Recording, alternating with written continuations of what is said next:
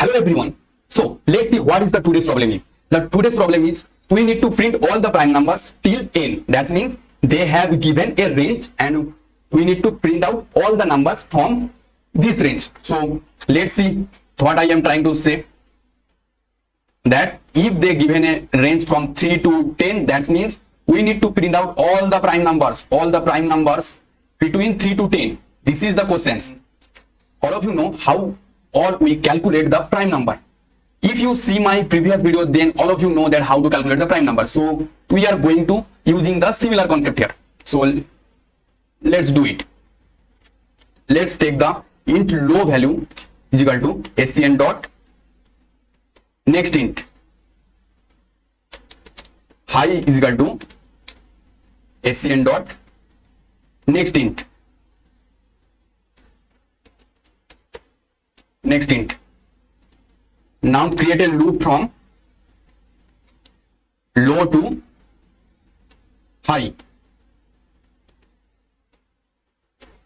Here we are storing the low value in n and create also a count variable for checking that is there any factors or not. So for int I is equal to 2 to I less than equal to n I plus plus. If n modulo I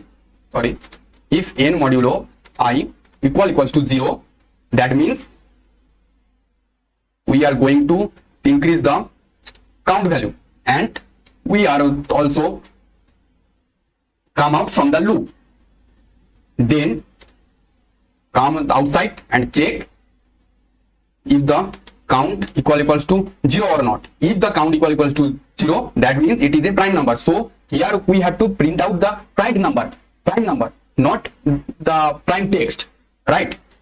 So use system.out.println.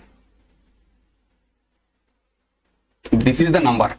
Now check it.